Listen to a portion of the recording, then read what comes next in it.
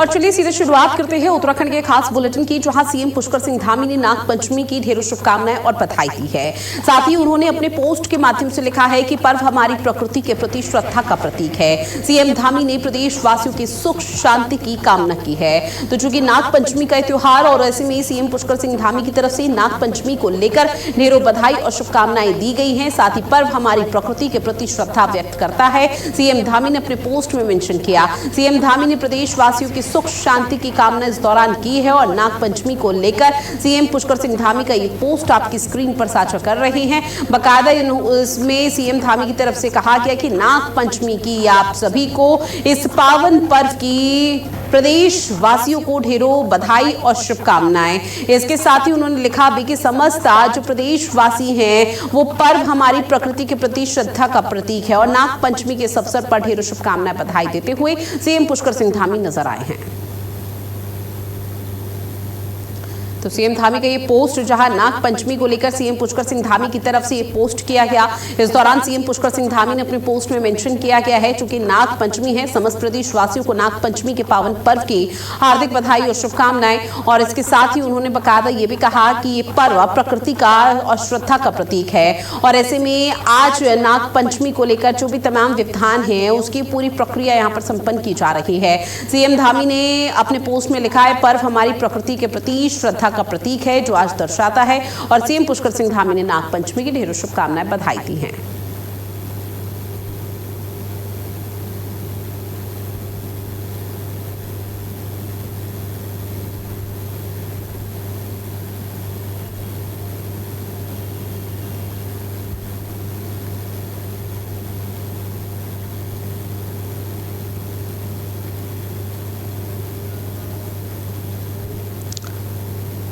अगली खबर, जहां देवभूमि उत्तराखंड ने एक बार फिर से नया कीर्तिमान रच डाला है, सीएम धामी ने जानकारी दी है।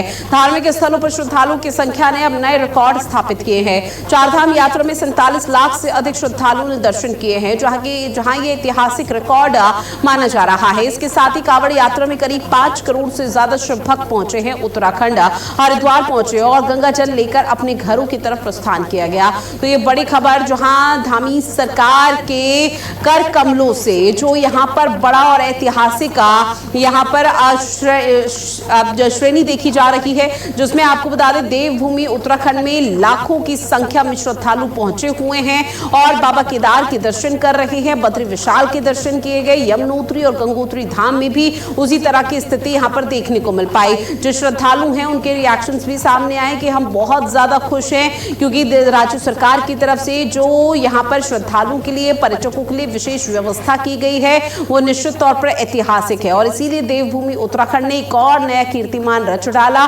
जहां पर सीएम पुष्कर सिंह धामी ने प्रदेशवासियों को इसका श्रेय देते हुए बधाई और शुभकामनाएं दी हैं। साथ ही उन्होंने कहा कि किस तरह से 47 लाख से ज्यादा की संख्या में जो श्रद्धालु हैं वो यहां पर पहुंचे, बाबा केदार के दर्शन किए हैं। और सबसे खास बात ये रही कि अभी हाल फिलहाल में जो कांवड़ यात्रा चल रही थी, कांवड़ियों का भी भव्य स्वागत राज्य सरकार की तरफ से किया गया था, जिसमें कांवड़िए जब यहाँ पर पहुंचे तो राज्य सरकार की व्यवस्थाओं से वो काफी ज्यादा गदगद और उत्साहित नजर आए। और सीएम पुष्कर सिंह धामी ने कहा भी कि कांवड़ियों का जो हर्षोल्लास के साथ, जिस जोश के साथ यहाँ पर स्वागत अभिनंदन किया गया था वो निश्चित तौर पर ऐतिहासिक रहा। स्मिता चौहान मेरी सहयोगी हमारे साथ फोन लाइन पर जुड़ी हुई है। स्मिता, देवभूमि उत्तराखंड ने एक और नया कीर्तिमान रच डाला, चाहे श्रद्धालु पर्यटकों का जिक्र किया जाए या कांवड़ियों का, रिकॉर्ड तोड़ संख्या में यहाँ पर कांवड़िए श्रद्धालु पहुंचते हुए नजर आए।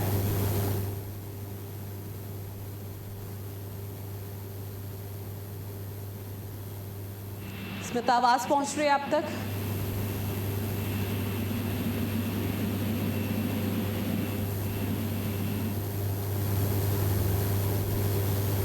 और देखिए लगातार आप तक साझा कर रहे हैं, सीएम पुष्कर सिंह धामी ने बकायदा इस बात की जानकारी दी है, 47 लाख से अधिक श्रद्धालुओं ने चारधाम के दर्शन किए हैं। किसी भी तरह की कोई अव्यवस्था यहाँ पर देखने को नहीं मिली, चाहे पर्यटक हो या फिर श्रद्धालु हो या फिर तीर्थ यात्री यहाँ पर जो पहुंचे। चारधाम यात्रा चूंकि अभी चल ही रही है और ऐसे में लगातार श्रद्धालुगण यहाँ पर पहुंच रहे हैं। उनका सीधे तौर पर कहना है कि राज्य सरकार ने हर एक श्रद्धालु की सुविधा को ध्यान में रखते हुए यहाँ पर ऐसी व्यवस्था की गई है, तो श्रद्धालु अपने आप को रोक नहीं पा रहे हैं। और हर कोई न सिर्फ बाबा केदार, बद्री विशाल, गंगोत्री, यमुनोत्री के दर्शन कर रहा है, इसके साथ ही कांवड़िया भी भारी संख्या में यहाँ पर पहुंचे हुए हैं। और देवभूमि उत्तराखंड ने जो नया कीर्तिमान रच डाला, उसको लेकर सीएम पुष्कर सिंह धामी की तरफ से ये कहा जा रहा है कि प्रदेशवासियों को उसका श्रेय जाता है, जो सुखद उत्तराखंड को लेकर यहाँ पर चीजें देखने को मिल पा रही है। और निश्चित तौर पर इसमें कोई दो राह ही नहीं है, जब चार धाम यात्रा या कांवड़ यात्रा चलती है और भारी संख्या में श्रद्धालु और तमाम गण यहां पर पहुंचते हैं, तो इस दौरान जो प्रदेश की अर्थव्यवस्था है वो काफी ज्यादा बेहतर होती है। स्मिता मेरी सहयोगी एक बार फिर से हमारे साथ जुड़ी हुई हैं। स्मिता, उत्तराखंड ने एक और नया कीर्तिमान रच डाला, रिकॉर्ड तोड़ संख्या में श्रद्धालु चार धाम के दर्शन कर रहे हैं, वहीं कांवड़िए भी भारी संख्या में पहुंचे। बिल्कुल, आपको बता दें कि चारधाम यात्रा 2026 से जो शुरू हुई मई में, उसके बाद से ये नित्य नए नए जो है वो आयाम बना रही है, नए नए रिकॉर्ड जो है वो बन रहे हैं। पिछले जितने रिकॉर्ड थे वो तो एक बार फिर जो एक नया रिकॉर्ड बना है, जिसमें सबसे ज्यादा चारधाम यात्रा में श्रद्धालुओं ने पहुंचकर चारधाम यात्रा में भगवान के दर्शन किए और आशीर्वाद दिया, जिसकी शुभकामनाएं और आभार जो है मुख्यमंत्री पुष्कर सिंह धामी ने जनता का और श्रद्धालुओं को किया है। साथ ही उनका ये भी कहना कि कांवड़ियों की जो उम्मीद की जा रही थी 5 करोड़ से ज्यादा की, वही स्थिति देखने को मिली। कांवड़िए भी प्रदेश में आए, उन्होंने गंगा जल भरा और अपने अपने गंतव्य तक गए। तो एक नया कीर्तिमान जो है वो दोनों ही जगह बना और जिस पर मुख्यमंत्री बेहद खुश हुए और उन्होंने सभी श्रद्धालु और भोलों का आभार व्यक्त किया है। जी, चूंकि देखिए नया कीर्तिमान और निश्चित तौर पर इसमें कोई दो राह नहीं होता स्मिता कि जब यहाँ पर चारधाम यात्रा चूंकि 22 अप्रैल से आगाज इसका हुआ था और ऐसे में लगातार जो तीर्थ यात्री पर्यटक हैं वो यहाँ पर पहुंचे और चारधाम यात्रा और चारों धामों के दर्शन किए, तो इस दौरान प्रदेश की जो अर्थव्यवस्था है वो भी काफी ज्यादा बेहतर हुई है। क्या सीएम पुष्कर सिंह धामी की तरफ से उस बात का भी जिक्र किया गया? तो देखिए, चारधाम यात्रा जो है वो श्रद्धा के साथ साथ आर्थिकी के रूप से भी बहुत महत्वपूर्ण कही जाती है, क्योंकि 6 महीनों में जब श्रद्धालु आते हैं तो प्रदेश में कई ऐसे लोग हैं, कई ऐसी संस्थाएं जिन्हें रोजगार मिलता है और प्रदेश की अर्थव्यवस्था जो है और बेहतर होती है। तो इसका भी उन्होंने जिक्र किया और उनका कहना है कि चारधाम यात्रा हमारी श्रद्धा के साथ हमारी आर्थिकी के लिए भी बेहद जरूरी है। और यही वजह है कि चारधाम यात्रा जब भी शुरू होती है हर साल, तो आर्थिक जो है वो प्रदेश की बेहतर होती है, विकास में जो है काफी मदद मिलती है। जी, अब आने वाले समय में क्या ये मानकर चला जाए कि सरकार का जोश और ज्यादा हाई होगा और जब भी चारधाम यात्रा या फिर किसी भी ऐसे धार्मिक जो गति है वो देखने को मिल पाएगी, तो उस दौरान भी व्यापक तौर पर कुछ तैयारी की जा सकती है ताकि उसमें भी एक नया कीर्तिमान हासिल किया जा सके? देखिए, चारधाम यात्रा हर साल शुरू होती है और हर साल जो है इसमें जो गलतियां हुई होती है उन्हें सुधारा जाता है और व्यवस्थाओं को और ज्यादा चुस्त दुरुस्त और बेहतर बनाया जाता है।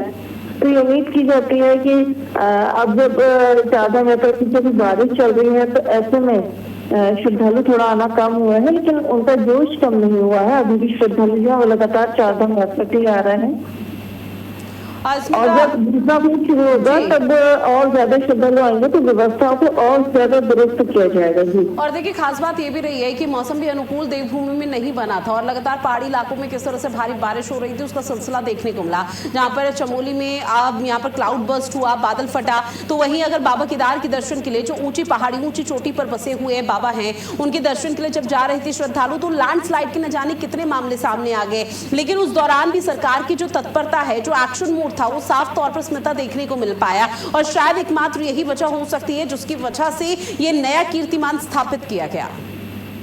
तो देखिए, लैंडस्लाइड जैसी जो बादल फटने जैसी दुर्घटना है वो आपदा है, वो प्राकृतिक है, लेकिन उनसे निपटने के लिए भी उत्तर प्रदेश सरकार ने जो है बेहतर इंतजाम किए थे। यही वजह है कि जब लैंडस्लाइड हुआ तो तुरंत मार्गों को खोला गया और अच्छी बात यह रही कि किसी तरह की कोई जनहानि नहीं हुई, चाहे वो लैंडस्लाइड का मामला रहा हो या फिर बादल फटने की स्थिति रही हो।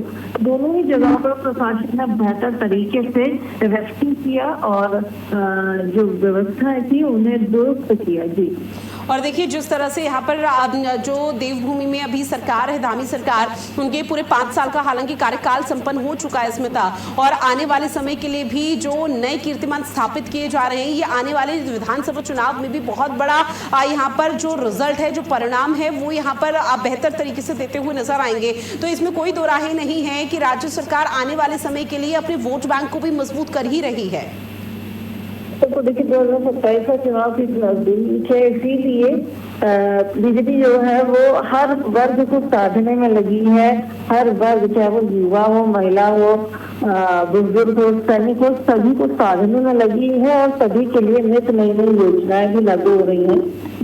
और जो योजनाएं शुरू हुई हैं वो हर व्यक्ति तक पहुंचे, इसकी कोशिश भी सरकार ने की है, जिसका पूरा फायदा 2027 के विधानसभा का चुनाव में क्या कुछ बदलाव यहाँ पर राज्य सरकार की तरफ से किए जाते हैं, उस पर हर किसी की नजरें टिकी हुई है। बहरहाल आपने जानकारी साझा की, उसके लिए शुक्रिया आपका। अब बात करते हैं खटीमा की, जहां थारू जनजाति संवाद कार्यक्रम का आयोजन किया गया। कार्यक्रम में सीएम पुष्कर सिंह धामी भी शामिल हुए हैं और इस थारू समाज के प्रतिनिधियों से सीएम पुष्कर सिंह धामी ने आत्मीय संवाद कर उनकी समस्याएं, सुझाव और अपेक्षाएं सुनी है। सीएम पुष्कर सिंह धामी ने बताया कि उनका थारू समाज से जुड़ाव सालों पुराना है। उन्होंने प्रधानमंत्री नरेंद्र मोदी की सराहना की है और कहा कि उनके नेतृत्व में जनजातीय समाज के सशक्तिकरण को नई गति मिली है। सीएम धामी ने थारू समाज के विकास को डबल इंजन सरकार का लक्ष्य बताया और थारू समाज को विकास की मुख्य धारा से जोड़ने की बात कही। थारू समाज की हर समस्या के समाधान को उन्होंने अपनी प्राथमिकता बताया।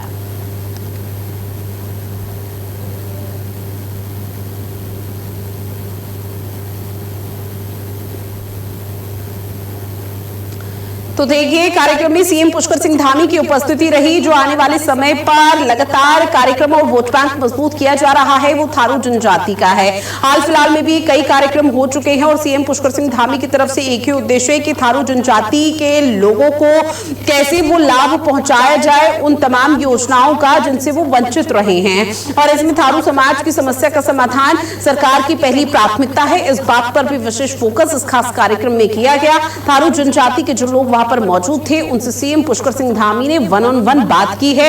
इसके साथ ही उन्हें किस तरह की समस्याओं का सामना करना पड़ता है, चाहे वो जल, नल या तमाम चीजों से जुड़ी हो और ऐसे में मूलभूत यहाँ पर सुविधाएं रही हो। लेकिन अब ऐसे में लगातार सरकार की तरफ से कहा जा रहा है कि थारू जनजाति हमारी पहली प्राथमिकता है और उनके लिए हम लगातार और निरंतर विचार कर रहे हैं, कई कदम उठा रहे हैं। थारू जनजाति संवाद कार्यक्रम में जो तमाम लोग पहुंचे उनको भी आश्वस्त किया है कि उन्हें सरकार की जो तमाम योजना है उसकी मुख्य धारा से जोड़ा जाएगा।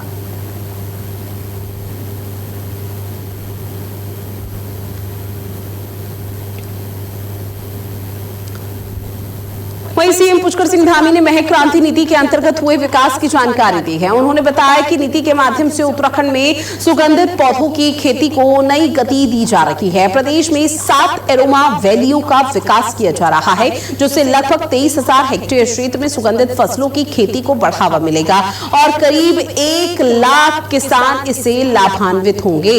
तो ये तस्वीर जो सीएम पुष्कर सिंह धामी ने अपने सोशल मीडिया प्लेटफॉर्म के माध्यम से पोस्ट की है, खुशहाल दाता समृद्ध प्रदेश उत्तराखंड महक क्रांति नीति को लेकर उन्होंने बताया किस तरह से फोकस सरकार की तरफ से किया जा रहा है। प्रदेश में 7 एरोमा वैलियों का विकास और इसके साथ ही लगभग 23,000 हेक्टेयर क्षेत्र में सुगंधित जो वैली है उसका यहां पर निर्माण किया जाएगा। तो सीएम धामी ने महक क्रांति नीति के अंतर्गत हुए विकास की जानकारी दी है। सोशल मीडिया प्लेटफॉर्म के माध्यम से उन्होंने बताया कि नीति के माध्यम से उत्तराखंड में सुगंधित पौधों की खेती को नई गति दी जा रही है।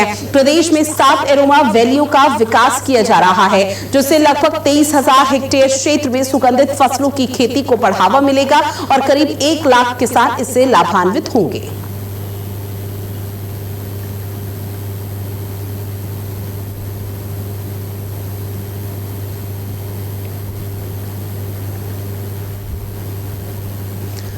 वहीं चमोली जिले के पीपलकोटी के में हुए टनल हादसे को अब 3 दिन बीत चुके हैं, लेकिन इसके बावजूद भी सुरंग के भीतर लापता हुए 2 मजदूरों का अभी तक कोई सुराग नहीं लगा है। जहां इस भीषण दुर्घटना में अब तक 8 श्रमिकों की जान जा चुकी है, जिससे पूरे इलाके में मातम और आक्रोश है।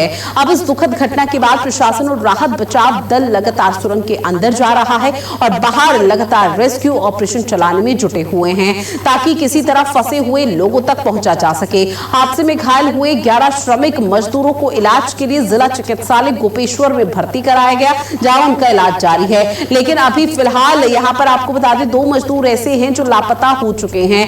ना तो वो अभी सकुशल सुरक्षित यहां पर मिल पाए हैं, ना ही किसी भी तरह की कोई सूचना यहां पर प्रशासनिक अमले के हाथ लगी है। हालांकि अब लोगों में और आसपास के जो गांव और ग्रामीण के लोग हैं उनमें फिलहाल जो नाराजगी है वो देखने को मिल रही है और अब आक्रोश यहां पर जताया जा रहा है कि 3 दिन एक बड़े हादसे को हो चुके हैं। टनल में जब यहां पर पानी भर गया था और यहां पर हालात बेहद गमगीन और गंभीर से हो चुके थे, तब भी प्रशासनिक अमला अभी क्या कर रहा है कि 2 मजदूर जो लापता हैं उनका पता नहीं लगाया जा सका। हालांकि प्रशासन के सामने ये बहुत बड़ी चुनौती है और प्रशासनिक अमले का कहना है कि बहुत जल्दी, चूंकि रेस्क्यू ऑपरेशन यहां पर लगातार जारी है और इसमें बहुत जल्दी जो मजदूर फंसे हुए हैं उनकी सुरक्षित वापसी होगी। लेकिन 3 दिन बीत चुके हैं और ऐसे में लोगों की तरफ से भी अब इस तरह की आशंका जताई जा रही है कि शायद अब वो मजदूर हमारे बीच में नहीं होंगे या फिर वो जिंदा नहीं होंगे, क्योंकि अब तक किसी तरह का कोई सुराग तो हाथ लग सकता था या फिर जब रेस्क्यू ऑपरेशन के दौरान आवाज टनल पर लगाई जा रही है, अगर वो वहां पर फंसे हैं तो किसी तरह की आवाज वो दे सकते थे, लेकिन ऐसा कुछ भी नहीं हुआ। अब लोगों की जो नाराजगी है वो इस कदर फूट पड़ी कि वो सड़कों पर उतर कर लगातार ये कहते हुए नजर आ रहे हैं कि प्रशासनिक अमला अपने इस रेस्क्यू ऑपरेशन में जल्द से जल्द तेजी लाए, क्योंकि 11 मजदूर ऐसे थे जो कि घायल हुए थे, जो इस हादसे की चपेट में आए थे। उनको गोपेश्वर के एक अस्पताल में भेज दिया गया, भर्ती कराया गया, जहां पर उनका इलाज लगातार जारी है। मौके पर राहत बचाव कार्य भी शुरू किया गया है। ऐसे में सभी को सुरक्षित बाहर निकाला जा सके, अभी ये उम्मीद जताई जा रही है। लेकिन 3 दिन बीत जाने के बावजूद भी अभी तक कोई बड़ी सफलता जब प्रशासनिक अमले के हाथ नहीं लगी, तो उसके बाद सवाल यहां पर कई उठ जाते हैं। फिर सवाल उनके रेस्क्यू, उनके कार्यप्रणाली पर उठ जाते हैं, जो कि लगातार लोगों की तरफ से नाराजगी जताते हुए पूछा जा रहा है कि 3 दिन बीत जाने के बावजूद भी कहां हैं वो 2 मजदूर जो अभी तक लापता हैं और इस पूरे मामले पर किस तरह से कार्रवाई का सिलसिला और एक्शन लिया जा रहा है। अब बात करते हैं मौसम को लेकर, जहां देवभूमि में मानसून का अलर्ट है। उत्तराखंड के 2 जिले ऐसे हैं जहां पर भारी बारिश का अलर्ट जारी किया गया है।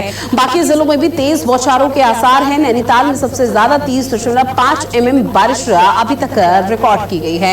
तो आपको बता दें कि लगातार जो बारिश है उसका सिलसिला देखने को मिल रहा है और ऐसे में मानसून की वजह से कई लोगों को कई तरह की बड़ी परेशानी हो रही है। हाल फिलहाल में चमोली में भी देखने को मिला था किस तरह से यहाँ पर बड़ी आपदा आई थी बादल फटने की, और अचानक से जैसी बादल फटा तो रेस्क्यू ऑपरेशन शुरू किया गया।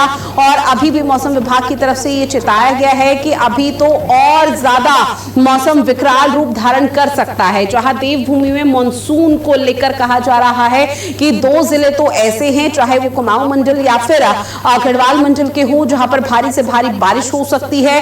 लैंडस्लाइड के मामलों में बढ़ोतरी हो रही है और भूस्खलन जैसे मामले जब सामने आते हैं तो निश्चित तौर पर फिर सवाल उठ जाते हैं कि प्रशासनिक अमला यहां पर आपदा को लेकर पहले से तैयार था, कंट्रोल रूम बनाया गया था और तमाम जो व्यवस्थाएं की गई थी उसको लेकर लोगों को आश्वस्त किया जा रहा था।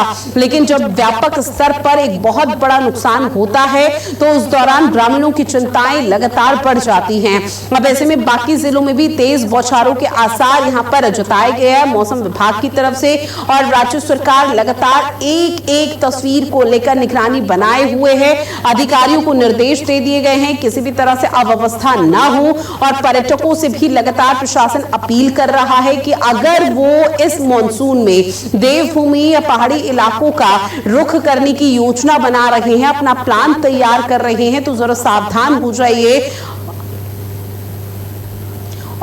और ऐसे में उनसे भी अपील की जा रही है कि मौसम का हाल और अपडेट पहले लें और उसी के बाद यात्रा करें देवभूमि की। स्मिता मेरी सहयोगी हमारे साथ फोन लाइन पर जुड़ी हुई है। स्मिता, 2 जिले ऐसे हैं भारी बारिश की चेतावनी यहां पर दी गई है और अभी भी जो तस्वीरें हैं वो निश्चित तौर पर काफी चिंताजनक सामने आ रही हैं, लेकिन पहले ये जानेंगे वो 2 जिले कौन से हैं जहां पर भारी बारिश के आसार मौसम विभाग की तरफ से जताए गए।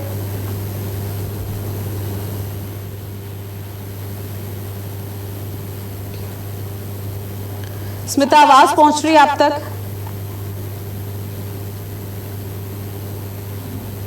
चलिए स्मिता से एक बार फिर से संपर्क साधने का प्रयास करेंगे, लेकिन उससे पहले ये तस्वीरें आपकी टीवी स्क्रीन पर साझा कर रहे हैं जहां मौसम विभाग की तरफ से गाइडलाइन भी जारी की गई है। प्रशासनिक अमला लगातार मुस्तैदी के साथ तमाम प्रयास कर रहा है और ऐसे में जो तस्वीरें अभी तक सामने आ रही है उसमें साफ देखा जा रहा है कि मौसम कितना यहाँ पर अभी ऐसा बना हुआ है जहां पर पर्यटकों को जो श्रद्धालु पहुंच रही हैं उनको भी बड़ी परेशानी हो रही है।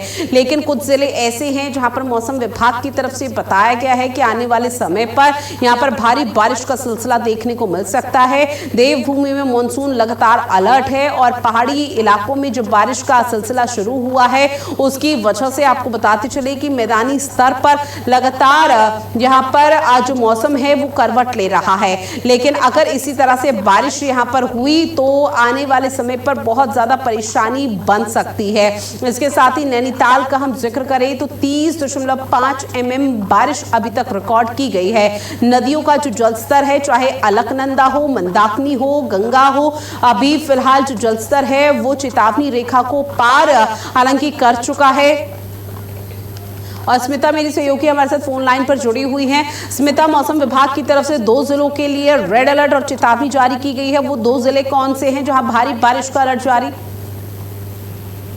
बिल्कुल, आपको बता दें कि 14 से 17 तारीख तक जो है मौसम विभाग की तरफ से भारी बारिश का अलर्ट जारी किया है, जहां पर प्रदेश के कई जिलों में जो है रेड और ऑरेंज अलर्ट जारी किया गया है। जो 2 जिले हैं वो चमोली और रुद्रप्रयाग बताए गए हैं जहां पर तेज बारिश हो सकती है, संभावनाएं हैं। वहीं इसको देखते हुए जो है प्रशासन पूरी मुस्तैदी के साथ तैनात है ताकि कोई भी ऐसी स्थिति आती है विपरीत तो उससे तुरंत निपटा जा सके। और लोगों को जो है लगातार इस बात के लिए सचेत किया जा रहा है, चेतावनी दी जा रही है कि बेवजह अपने घरों से बाहर ना निकले। अगर उन्हें निकलना है तो मौसम को देखते हुए वो अपने काम के लिए, ये यात्रा के लिए निकली ताकि किसी तरह की कोई मुश्किल या समस्या उनके सामने खड़ी ना होगी। और देखिए, पहाड़ी इलाकों में जो लगातार बारिश का सिलसिला है उसकी वजह से लैंडस्लाइड, भूस्खलन और हाल फिलहाल में चमोली में भी हमने देखा किस तरह से क्लाउड बर्स्ट के मामले सामने आए थे। तो उसको लेकर क्या प्रशासनिक अमला धरातल पर पूरी तरह से मुस्तैद है? क्या कुछ कदम उठाए जा रहे हैं? बिल्कुल, देखिए मौसम को देखते हुए प्रशासन जो है पूरी तरह से अलर्ट मोड पर है। एनडीआरएफ, एसडीआरएफ की टीमें लगातार तैनात हैं, जेसीबी की मशीनें जो है वो तैनात की गई हैं। लोगों को नदियों और गदेरों के पास ना जाने के लिए लगातार हिदायत दी जा रही है, चेतावनी दी जा रही है कि लोग इस वक्त नदियों के पास ना जाए क्योंकि नदियां इस वक्त जो है लगातार बारिश के चलते उफान पर है। तो ऐसी स्थिति में लोग नदियों और गदेरों के पास ना जाए ताकि कोई ऐसी जनहानि ना हो। और इसके अलावा जो है लैंडस्लाइड दोनों में पॉइंट आउट किया गया है, वहाँ भी लगातार जो है डीसीबी और एसडीआरएफ की टीमें तैनात है। साथ ही हेल्पलाइन नंबर जो है वो भी जारी किया गया है, जिस तरह कोई यात्री कहीं मुसीबत में फंसता है तो वो हेल्पलाइन नंबर से संपर्क करके तुरंत एसडीआरएफ, एनडीआरएफ की टीमें वहाँ पहुंचेंगी और सुरक्षित स्थान पर पहुंचाया जाएगा। जी ठीक है स्मिता, जानकारी आपने साझा की उसके लिए शुक्रिया आपका। अब बात करते हैं अगली खबर की, जहां मनेरा बाईपास मोटर मार्ग पर एक बार फिर से भूस्खलन हुआ है। बड़ी खबर, पहाड़ी से मलबा और बोल्डर गिरने से का जो सिलसिला है वो लगातार जारी है। मनेरा बाईपास मोटर मार्ग पर एक बार फिर से लैंडस्लाइड का मामला सामने आया, जहां 3-4 बार मलबा हटाने के बाद भी ये मार्ग अवरुद्ध रहा, जो बाधित रहा है। लोगों को परेशानी हो रही है, जो बसें, जो 4 व्हीलर 2 व्हीलर वहां से गुजर रहे हैं उनको परेशानी का सामना करना पड़ रहा है, क्योंकि प्रशासन की तरफ से कहा गया है कि सुरक्षा के चलते यातायात को पूरी तरह से बंद कर दिया गया है। जब तक उस मलबे को हटाया नहीं जाएगा, जब तक उस पूरे रास्ते को यहाँ पर ठीक नहीं किया जाएगा, तब तक ये रास्ता पूरी तरह से बंद रहेगा। वहां पर कोई आवाजाही देखने को नहीं मिलेगी और पर्यटकों को लेकर इसीलिए लगातार ये गाइडलाइन जारी की जा रही है कि पर्यटक जब भी पहुंचे तो इस दौरान अपना जो स्केड्यूल बना रहे हैं तो पहले देवभूमि का हाल जाने, बारिश को लेकर क्या कुछ सिलसिला देखने को मिल रहा है कि अन्यथा उनकी यात्रा खराब हो सकती है।